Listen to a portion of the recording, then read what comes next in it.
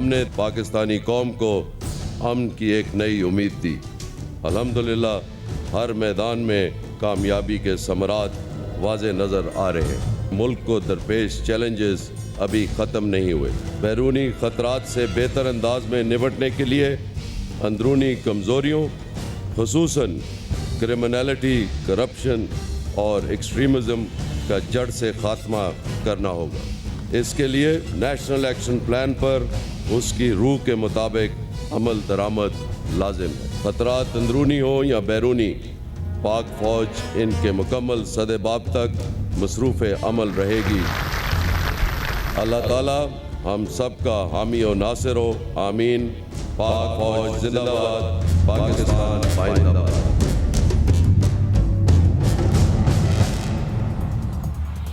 عوام میں خوش آمدید، میں ہوں مرتضیٰ سلمی۔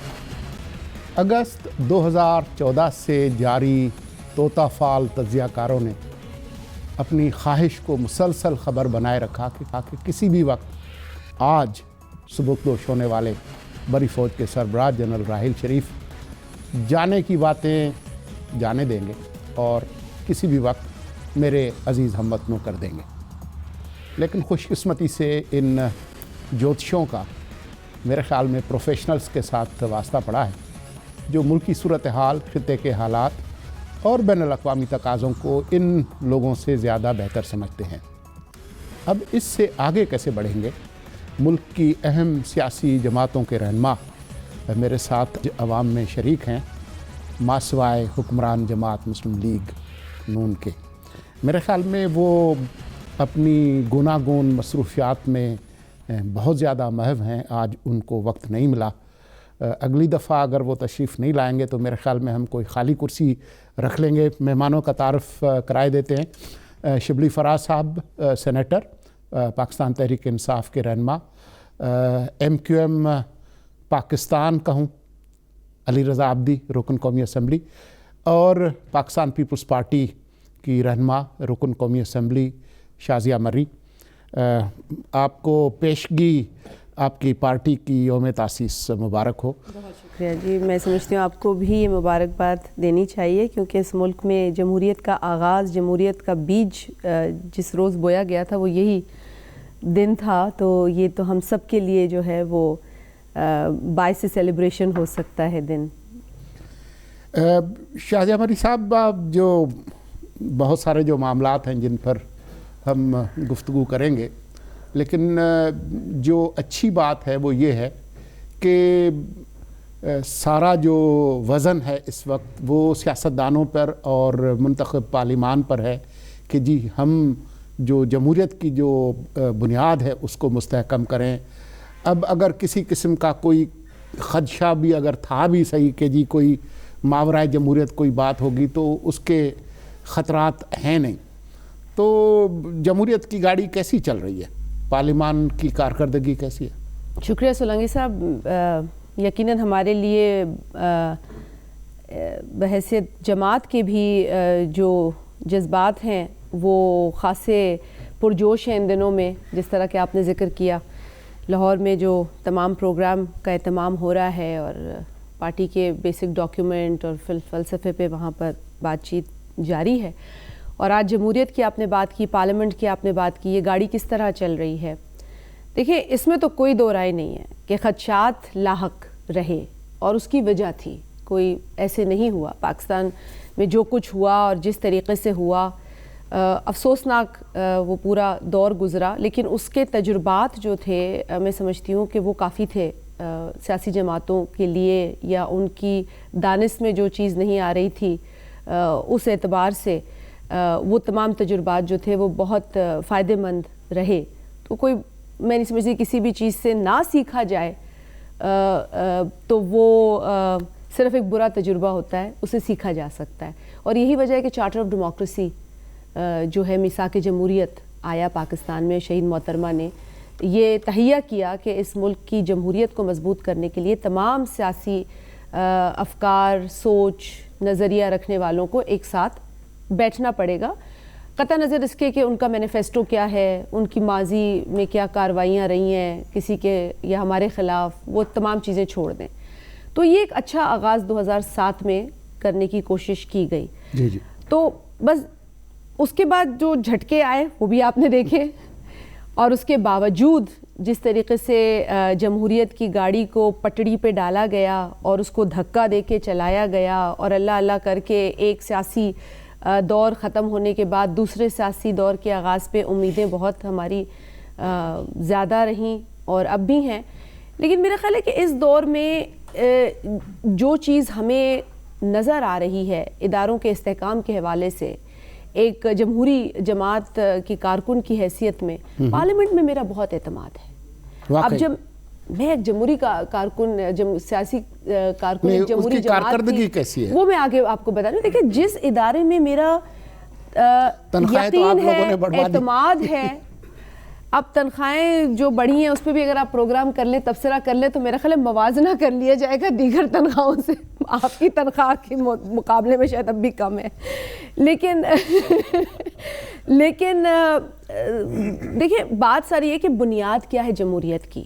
وہ کون سا ادارہ ہے جس سے کہ جمہوریت پروان چڑھتی ہے, جمہوریت کو طاقت ملتی ہے, اور وہ ہے پارلیمنٹ. میں اس کی کارکردگی کو تب مانوں جب اہم جو معاملات ہیں اس پر فیصلہ سازی وہاں ہو. میں اس کی تعریف کرنے, میں موجودہ دور میں اس کی تعریف کر بھی نہیں سکتی, میں اسی مایوسی کی طرف آ رہی ہوں. نیشنل سیکورٹی پالیسی وہاں ہو, ساری چیزیں تو آپ جو ہے وہ آل پارٹیز کانفرنس میں بیٹھ کے طے کرتے ہیں. تو پارلیمان جو ہے یہ مایوسی ہے, یہ مایوسی ہے. درست فرمایا عابدی صاحب.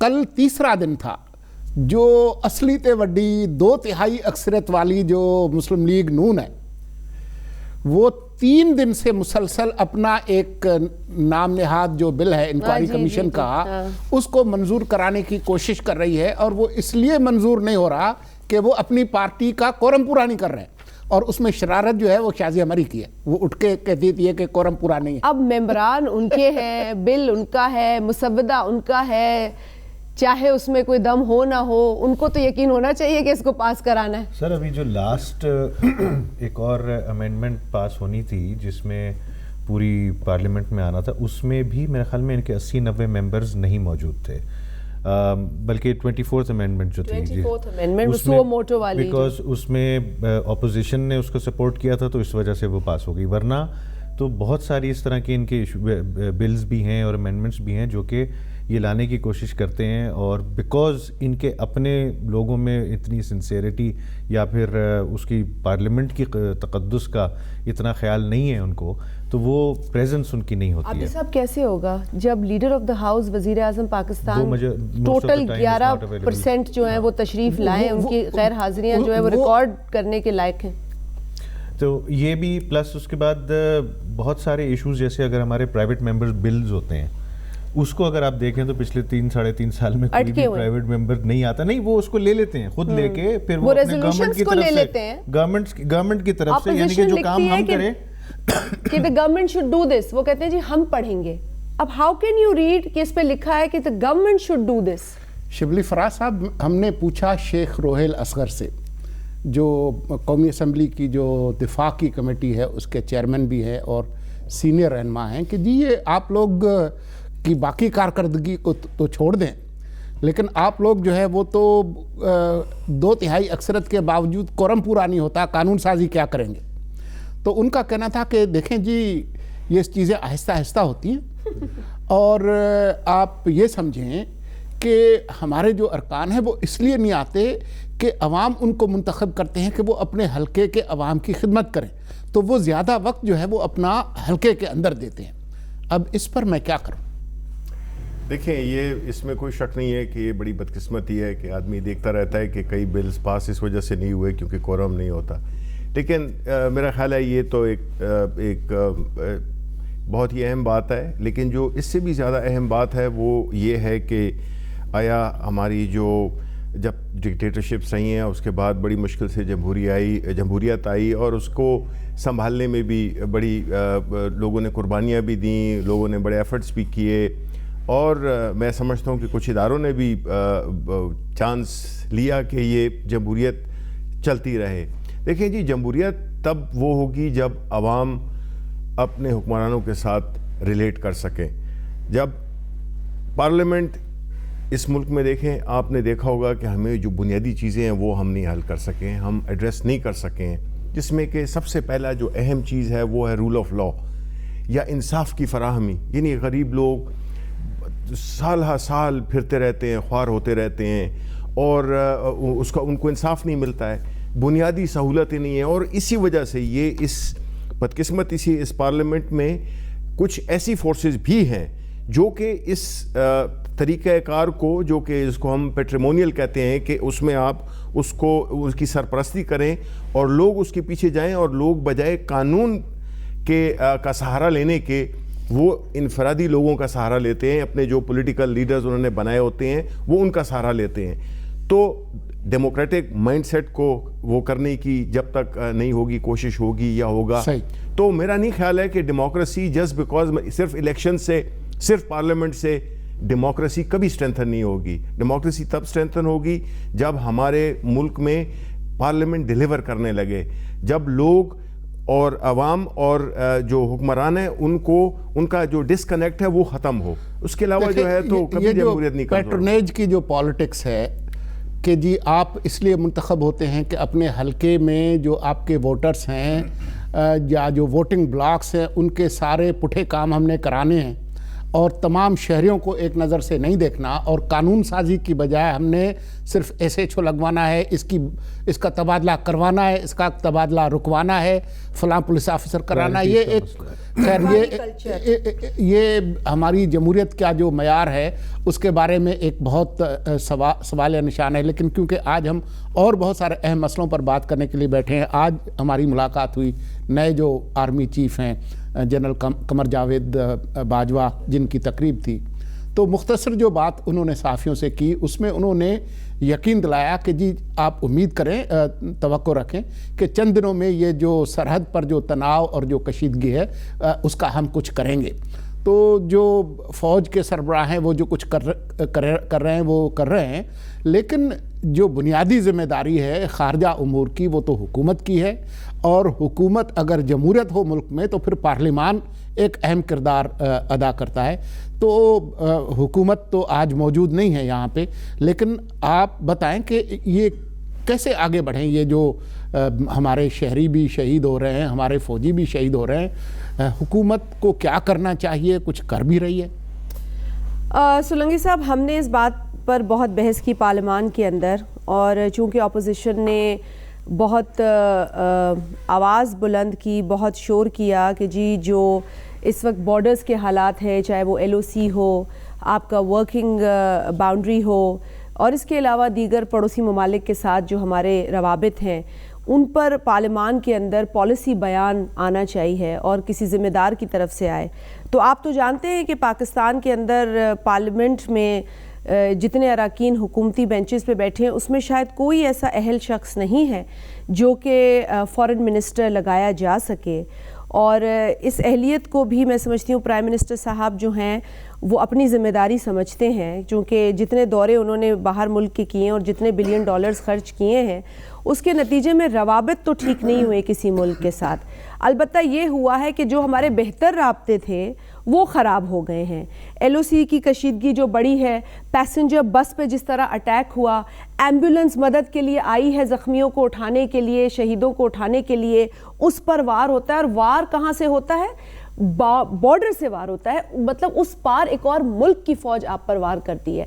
تو جی جواب ہمیں ملتا ہے اس کنوینئنس پر کہ جب ایڈوائزر فارن افیئرس ٹائم دیں گے تو لہٰذا آپ جمعے کے روز یہ بات جسے کہ آج میں نے اٹھا لی ہے, جمعرات ہے, اور یہ جواب کل ملے گا, کیونکہ ان کے پاس جب ٹائم ہوگا تو وہ نیشنل اسمبلی آئیں گے. جمعے کا دن شبلی صاحب جو کہ ایک نسبتاً چھوٹا دن ہوتا ہے نماز کے اعتبار سے, اس دن انہوں نے تشریف لانا ہے. آپ 2-4 لوگ فارمیلٹی پوری کریں بات کرنے کی اور ان کا جواب سن لیجئے. تو اگر یہ ان کا جواب وہی ہے جو انہوں نے اخباری بیان ہوتا ہے آ کے پڑھ دینا ہے, آپ بتائیں کیا سنجیدگی ہے؟ وہ جو بھی بیان دیں لیکن اس پر کوئی سیر حاصل, کوئی گفتگو کوئی نہیں ہوئی نا جی. میں نے آپ کا نقشہ کھینچا ہے. مین ایشو تو جو صدیوں سے چلتا ہوا آ رہا ہے وہ کشمیر کا ہے, اور اس کے لیے اب ہم نے ہمارے پاس کچھ یہاں پہ اسٹریٹجک ایسٹس بھی ہم نے بنائے تھے, ان سے بھی کچھ کارروائیاں, لیکن اب ایک سٹیج پہ پہنچ گیا ہے کہ وہاں پہ انڈیجنس ان کی اپنی موومنٹ شروع ہو گئی ہے. ہماری جو ریپریزنٹیشن یو این میں خاص طور پہ اور انٹرنیشنل فورمز پہ اس کے کشمیر کے حوالے سے جو ہونی چاہیے وہ اس میں سیریسنس نہیں آتی. Diplomats of the other countries clearly سے کہ جی پاکستان کے جو ڈپلومیٹس آتے ہیں اور جب وہ یہ کیس کو پریزنٹ کرتے ہیں تو ان میں وہ موٹیویشن یا پھر وہ سیریسنس نہیں ہوتی ہے جس کی وجہ سے کہ ہم اس پہ کوئی آگے کارروائی بھی کر سکیں. اب آپ کا فورن آفس ہے, اس میں آپ نے ایڈوائزرز لگائے ہوئے ہیں, ایک فورن منسٹر نہیں لگتا آپ سے 3-3.5 سال میں, اور وہ فورن منسٹر اس لیے ضرورت ہے اس کی کہ آپ کے پاس ریجنل چینجز آ رہے ہیں. پہلے مسلمان ورلڈ کا بھی ایک کہا جاتا تھا کہ جی ایک خاص ملک ہے جو کہ اس کو لیڈ کرتا ہے. اب ٹرمپ کے الیکشنز ہوئے ہیں, اب policies have been changing on that side. آپ کے پاس سی پیک آ گیا ہے, سی پیک کی وجہ سے چائنا کا انفلوئنس بڑھ گیا ہے, رشیا کی طرف آپ دیکھ رہے ہیں. تو اس کے ساتھ ساتھ جب آپ دوستیاں کر رہے ہیں تو پھر آپ یہاں سے باقیوں سے دشمنیاں بھی کر رہے ہیں. تو اس کے لیے این افیکٹو ڈپلومیسی کے لیے آپ کو کہ آئسولیشن سے بچنے کے لیے you need a person who has to be there 24 hours. ہم ایک مختصر وقفہ لیتے ہیں اور اس کے بعد ہم شبلی فراز صاحب سے پوچھتے ہیں کہ جی وہ کیسے خارجہ پالیسی کو ٹھیک کریں گے.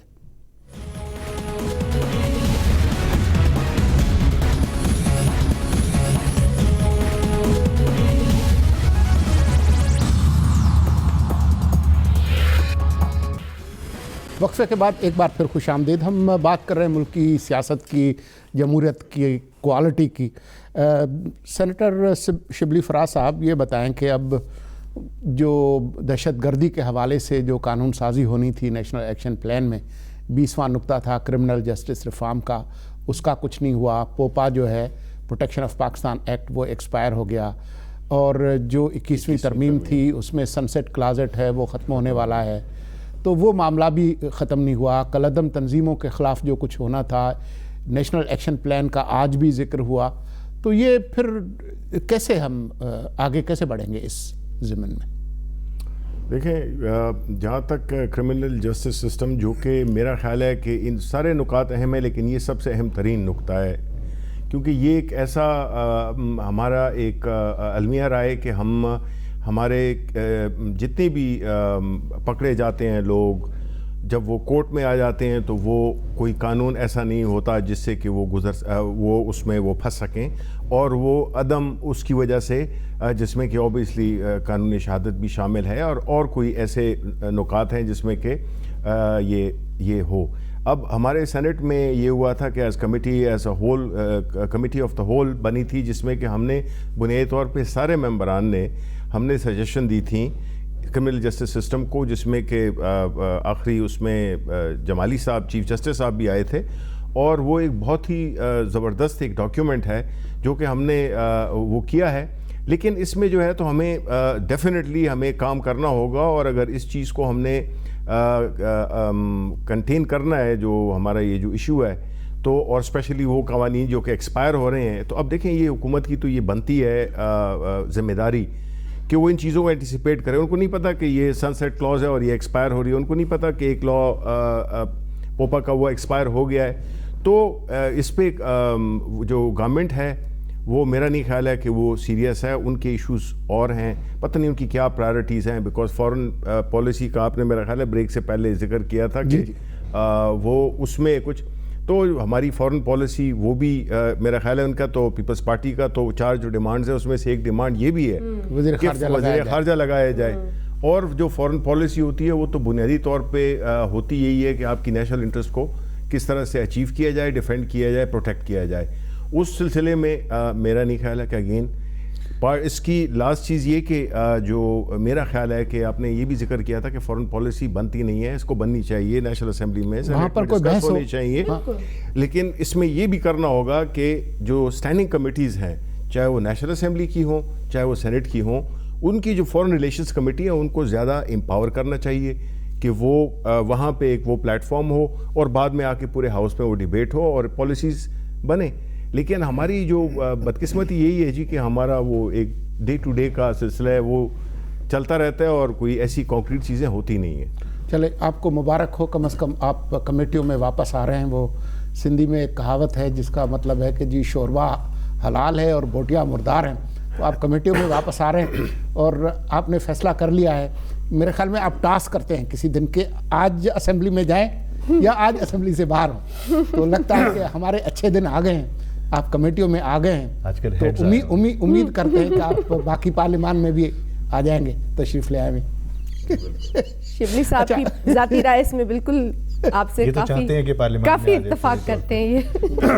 ہاں, لیکن جو ڈیسائیڈر ان چیف نہیں, ویسے میں کہوں گی کہ پی ٹی آئی کے اندر واقعتاً ایسے لوگ ہیں جو پارلیمانی جو پروسیجرز ہیں ان پر گہرا یقین رکھتے ہیں. اپنی پارٹی پالیسی ہو سکتی ہے, لیکن ہم ایز ڈیموکریٹس تو ان کو یہی اپیل کریں گے کہ آپ تشریف لائیں. تینوں ایم کیو ایم بھی یہ کہتی ہے, آپ بھی کہتے ہیں, اور بھی لوگ کہتے ہیں, آپ لوگوں نے وزیر خارجہ والے معاملے کو بالکل ہوا بنا دیا ہے.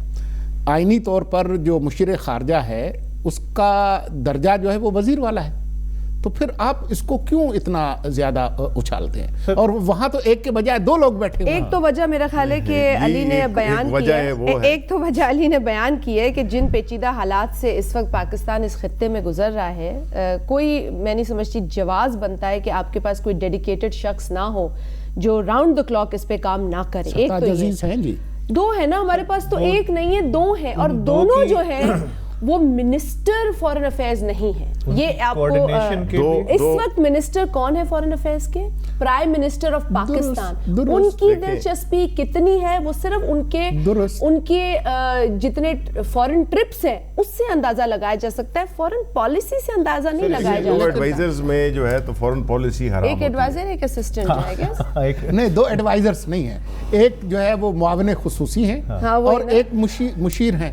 جو مشیر ہیں, ایڈوائزر ہیں, وہ جو آپ کا آئین ہے جو آپ لوگوں نے بنایا تھا اس میں ان کا درجہ جو ہے وہ وزیر والا ہے. تو پھر ہم باقی ملک دنیا کے ممالک سے بھی ہم یہ کریں گے کہ وہ پاکستان کی اگزامپل کو فالو کریں اور فورن منسٹرز رکھیں گے. خیبر پختونخوا میں کوئی مشیر نہیں ہے؟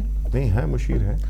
سندھ میں کوئی مشیر نہیں ہے. جو مین منسٹریز ہیں اس کے لیے آپ کی جب حکومت تھی اس وقت کوئی مشیر نہیں تھے. دیکھیں سندھ کے اندر مشیر ہیں, پورٹ فولیوز پہ ڈیپینڈ کرتا ہے. میں آپ کو وفاق کا بتا دوں کہ پیپلز پارٹی نے پچھلے 5 برسوں میں بھی, آپ کو اچھی طرح پتا ہے کہ وزیر خارجہ کون تھے. ایک وزیر خارجہ جب چلے گئے تو دوسرے بھی وزیر خارجہ کو لگایا گیا, وہاں پر بھی مشیر کا لفظ استعمال نہیں ہوا, کیونکہ ہم بہت زیادہ ہم بہت زیادہ اہمیت اٹیچ کرتے ہیں اپنے ایکسٹرنل افیئرز سے. جتنا انٹرنل افیئرز امپورٹنٹ ہے اس کی لنکیج جو ہے وہ ایکسٹرنل سے بھی ہونی چاہیے. دیکھیں جب آپ خود ویکیوم چھوڑتے ہیں اور خود انٹرسٹ نہیں لیتے تو پھر ظاہر ہے کوئی گیپ فل کر رہا ہوتا ہے, پھر آپ کو تکلیف ہوتی ہے کہ جی انٹرونشن کیوں ہو رہی ہے, اور پھر اس میں سول ملٹری ریلیشن شپس. اور آپ خود کہتے ہیں کہ آپ مسئلہ ہے علی رضا عابدی کہ اگر آپ کے پاس وزیر خارجہ ہو مکمل پورا قلمدان کے ساتھ منتخب تو پھر کسی قسم کی کوئی مداخلت نہیں ہوگی. یہ بحث طلب معاملہ ہے.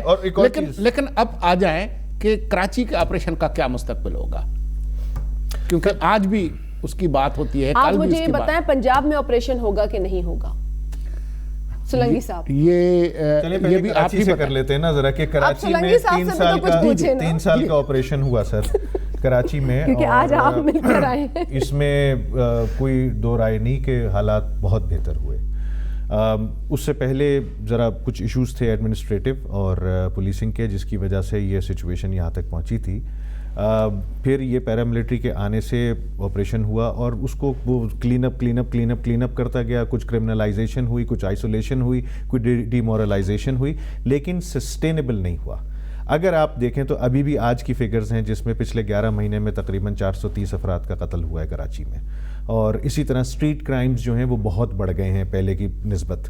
تو جو سسٹینیبلٹی لے کے آنی تھی, جس میں پولیٹیکل پارٹیز کو انوالو کر کے, جس میں آپ یو سی لیول تک اپنے ریپرزینٹیٹیوز کو انوالو کر کے, نیبرہڈ واچ سسٹمز بنا کے, دیر ور ادر مطلب بڑے کافی 3-4 پرونگڈ اسٹریٹجیز ہوتی ہیں یہ once you go for a clean up. Police کی استعداد کار بڑھائے بغیر پولیس کو اس کی کیپیسٹی نہیں بڑھائی, اس کو ایک طرح سے پولیس کو تو انہوں نے اچھوت کر دیا کہ جی وہ تو کچھ کر ہی نہیں سکتے, جو کچھ بھی کیا. کیسے حالات بہتر ہوں گے؟ دیکھیں بات یہ ہے کہ جس طرح انہوں نے سسٹینیبلٹی کی بات کی, اصل چیز وہی ہوتی ہے جو سسٹینیبل ہو. اگر وہ امن ہے تو اس کو سسٹینیبل ہونا چاہیے. اور جو اس میں جو بیسک فلا ہے اس پورے اس میں, کہ ابھی بھی یہ توقع کی جا رہی ہے کہ ان کو رینجرز ہی نے اس مسئلے کو حل کرنا. انہوں نے کیا ہے جس طرح انہوں نے کہا کہ رینجرز 89 سے بیٹھی ہوئی ہے. ٹھیک ہے جی. اس کی وجہ کیا ہوئی ہے, اس کی جو فلپ سائٹ یہ ہے وہ یہ ہے کہ جو لا اینڈ آرڈر کا قیام کس کا ذمہ داری ہوتی ہے؟ پولیس کی ہوتی ہے. اب پولیس کو ایز اے ریزلٹ انہوں نے کبھی نہ اس کی جو وہ ہے استعداد کار بڑھائی. استعداد کار کی سب سے پہلی بات تو یہ نا کہ جس طرح کہ ہم نے خیبر پختونخوا میں کیا ہے کہ آپ ہمارے دشمنوں سے بھی پوچھیں جی، وہ پولیس کو ہم نے بالکل انڈیپینڈنٹ کر دی ہے، کوئی پولیٹیکل انٹرفیئرنس اس میں نہیں ہے. تو آپ پولیٹیکل ڈی پولیٹیسائز کریں پولیس کو، آپ اس کی کیپیسٹی بڑھائیں، اس پہ پیسہ لگائیں، تو میرا خیال ہے کہ یہ ایک سسٹینیبل اس کی طرف یہ ایک بہتر سلوشن ہوگا. سالانہ جو میرے خیال میں 2.5-3 ارب روپے سندھ گورنمنٹ پیراملٹری کو دیتی ہے، اگر وہ پیسہ ہم لوگ پچھلے 20-25 سال سے اگر سندھ گورنمنٹ پولیس پہ اگر 89 سے اگر کرتے ہیں اور اس وقت سے چودھری اعتزاز احسن تھے وزیر داخلہ، یہی پیسہ اگر ہماری پولیس پہ لگ چکا ہوتا ابھی سندھ کا، تو آج کہاں سے کہاں ہوتی ہے پولیس.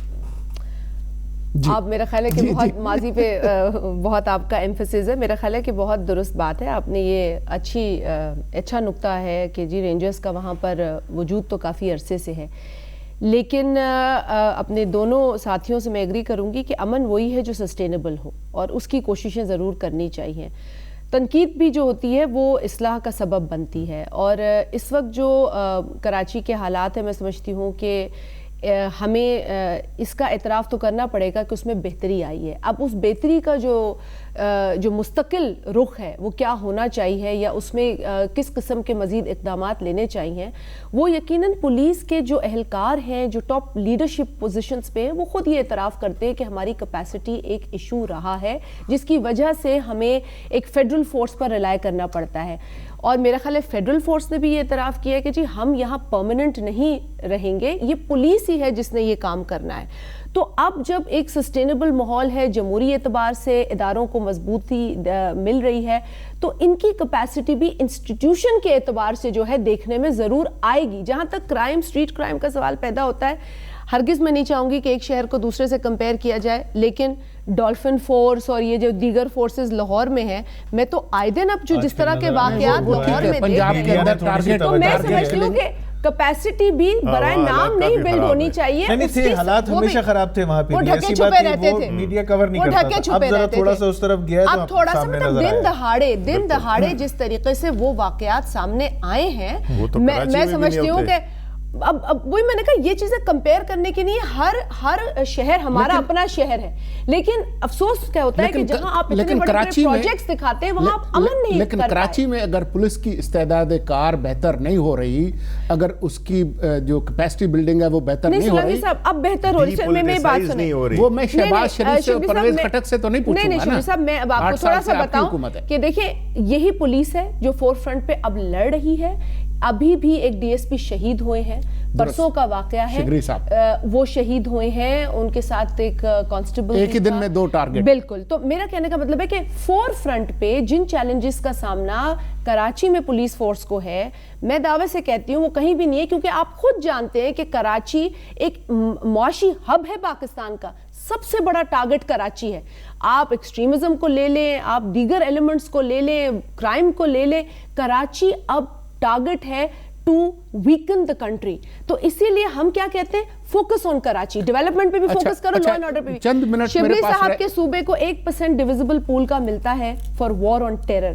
سندھ نے یہ ڈیمانڈ اب کی ہے کہ جی آپ ہمیں بھی سپورٹ کریں، ہمیں 1 آنا روپیہ فیڈرل گورنمنٹ نہیں دیتی اس مد میں. اگر مختصراً آپ سے پوچھ سکوں، کل جو میٹنگ ہوئی ہے اسحاق ڈار صاحب کی قیادت میں، اس میں انہوں نے صوبوں سے کہا ہے کہ آپ ڈویزبل پول میں سے 3% دے دیں سی پیک کی سیکیورٹی کے لیے. اس پر آپ وہ تو پھر بجلی کے بلوں میں بھی دیکھیں، یہ تو ہمیشہ انہوں نے بجائے اس کے کہ اس میں عوام کو سی پیک کے جس طرح دعوے کیے جا رہے ہیں کہ سی پیک سے آنے سے ملک میں ایک معاشی انقلاب آئے گا، تو وہ معاشی انقلاب اس صورت میں ہے کہ وہ جو بچے کھچے ہمارے پاس لوگوں کے پاس پیسے ہیں، اتنے ٹیکسز لگا رہے ہیں، اس کے اوپر اس کی بھی ذمہ داری ہم لیں. دیکھیں this should have been the part of the package, because یہ تو جب آپ اتنے ایک بڑے اہم پروجیکٹ کو کنسیو کر رہے ہوتے ہیں. ویسے سیکیورٹی پہ اگر پوچھیں کہ آپ جتنی بھی بڑی فورس بنا رہے ہیں، لیکن بلوچستان کے اندر کوئی پولیٹیکل ریکنسیلیشن کی بھی ضرورت ہے یا صرف آپ سیکیورٹی فورس بڑی بنانے سے اس کو سیکیور کریں؟ نہیں، میرا خیال ہے کہ وہ بہت ضروری ہے کہ پولیٹیکل ریکنسیلیشن جب تک نہیں ہوگی، جتنی بھی پولیس ہوگی، جتنی بھی سیکیورٹی فورس ہوگی، وہ چلے گا نہیں، وہ سسٹینیبل ہی نہیں اس سلسلے میں کچھ ہو رہا ہے؟ اس میں یہ دیکھیے، اگر آپ اس پہ تو نہیں، لیکن یہ اگر جو ڈیولپمنٹ پروجیکٹس چل رہے ہیں، میں کمپیئر کر رہا ہوں کہ سی پیک کے لیے جو پیسہ مانگا جا رہا ہے، جس طرح ہم سے گیس بلز پہ بھی لیا جا رہا ہے، اور پھر کہا جا رہا ہے کہ بجلی کے بلز میں بھی ہر کنزیومر پے کرے گا اس کی سیکیورٹی کے لیے، وہ بھی سیکیورٹی کی اب آپ نے میٹرو بسز بنا لی اسلام آباد، پنڈی اور پھر یہ کیا کہتے ہیں لاہور میں، ملتان میں، اور اس میں 2-2 ارب روپے سالانہ سبسڈی بھی دیں گے، ٹھیک ہے. میٹرو پھر آپ نے اورنج ٹرین بنا لی، اورنج ٹرین جو بنا رہے ہیں اس میں بھی آپ کی ایک بہت بڑی سبسڈی ہے. تو what is the need for that کہ آپ اگر یہی سارا پیسہ سیکیورٹی میں سیکیور کرنے کے لیے لگا رہے ہیں تو جو پروونسز آلریڈی سفر کر رہے ہیں ان سے کیوں پیسے لیے جا رہے ہیں؟ دیکھیں ڈیپریویشن بڑھ گئی ہے. جو چیزیں پچھلے 5 برس میں ہم نے اچیو کی تھیں اب ریورس گیئر اس حکومت کی کارکردگی کی بدولت لگ چکا ہے. وہ 4 ڈیمانڈز آپ یہ چاہتے ہیں کہ جو چیئرمین بلاول کی 4 ڈیمانڈز میں ایک سی پیک بھی بڑی اہم ڈیمانڈ ہے. پولیٹیکل پارٹیز کا کنسنسس جو ہوا تھا اس پہ کام آپ لوگ یہ چاہتے ہیں کہ جو غریب عوام کو سستی اور بہتر ٹرانسپورٹ ملتی ہے اس پہ غریب عوام کو پہلے امن دیا جائے، پرائیورٹی دیکھیں. ہم کہتے ہیں نہیں جی بالکل نہیں، ہم کہتے ہیں ان کو ترجیحات کی بنیاد پر امن ملے، ان کو نوکری ملے، ان کو روٹی ملے، ان کو بجلی ملے، گیس ملے، اور پھر ان کو کوئی ٹرین ملے تو ملے. اسی کے ساتھ آج کے پروگرام کا وقت ختم ہوا. مرتضیٰ سولنگی کو اجازت دیجیے. خدا حافظ.